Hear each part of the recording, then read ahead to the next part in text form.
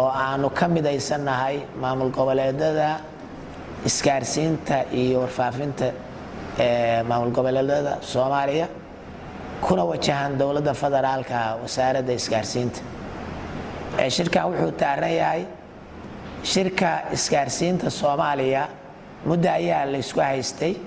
mar walbana maamul goboleedadu taladooda muhiimka ah bay ka soo jeedsanayeen baydhabo hadda ka hor ayaa lagu qabtay shirka isgaarsiinta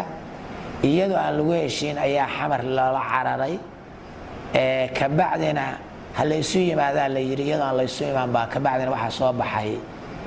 guddi la qabtay oo dawladda federaalka wasaaradda isgaarsiinta soo saarday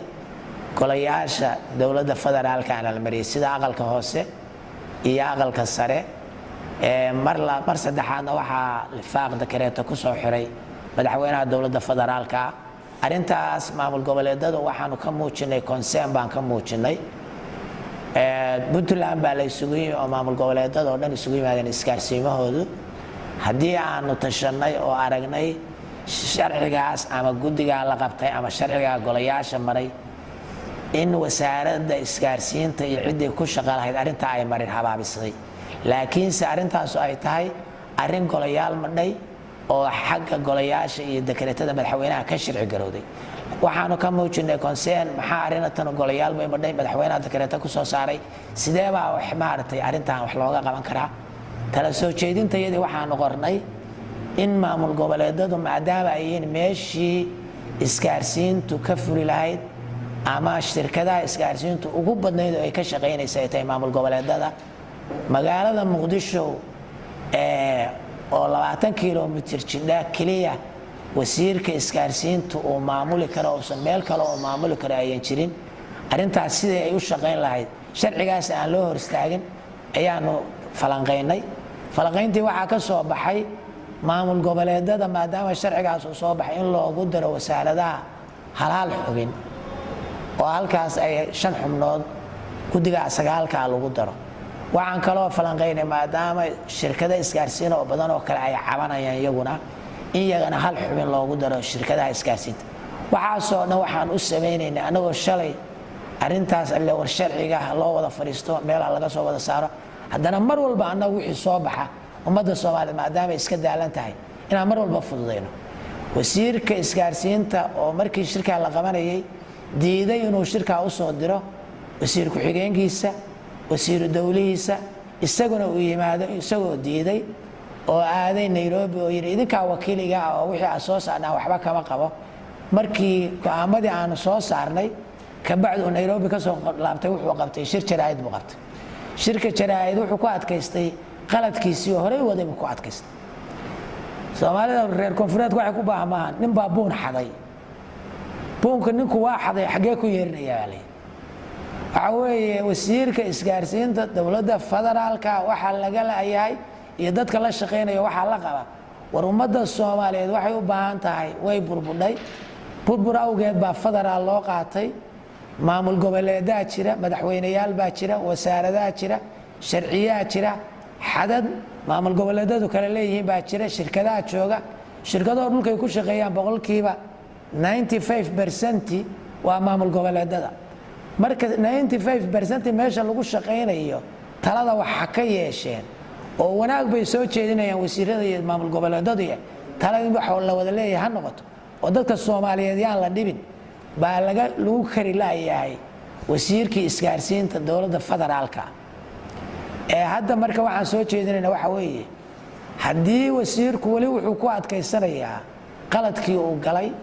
uu ku adkaysanaya hadalkiisa waxa ka mid ah markuu hadlayo shirka jaraa'id qabtay sharcigan wuxuu soo jiitamayay 12 sano sharciga kan waxa ku baxay lacag badatay waxa ku baxday malaayiin lacaga sharcigan 12 ka soo jiitamayay wuxuu ka hirgeli waayay Muqdisho ka hirgeli waayay dawladii TFG-ga iyo dawladii federaalka iyo Muqdisho ka hirgeli waayay ma maamul goboleedada inuu ka hirgeli waayay sharcigu marka hadduu soo jiitamayay inta markuu soo jiitamayay hirgeli waayay haddana wuxuu leeyahay wax kasta ha dhaceene haddana bal wuxuu in la helo sharcigu hadduu soo jiitamo wax kasta ha dhaceen ma waxa la rabaa waxa la qabanaya inay wax ummadda Soomaaliyeed maslaxa ugu jidho oo wax lagu saxayo oo xalaal laakiin 12 sano soo jiitamay haddana xaaraan baan ka sii shaqaynayo jiitankii ka bacdi 12 sano baan mise xaraan soo saarayo rabaa inay wixii sideedii sii ahaadaan wax suurtagelaya maaha marka waxaan rabaa maamul goboleedada arrinta aan hadda anu ka hadlayo kulligoodna way ka hadleen qaybtood inta kalena way ka hadlaysaa waxaan soo jeedinaynaa ummadda Soomaaliyeed lugooyo uma baahna dowladda federaalka oo ku meel gaarka federaalka oo wali sharcigeedii qabiyada yahay federaalnimada la rabaa in lagu shaqeeyo waxaan rabaa shirkadaha inaan la dhibin ee ka shaqeynaya 95% maamul goboleedka ka soo mataal hadda ka soo qaado Puntland waxa ay doonayso hadii ay dowladda federaalka diido isgaarsiinta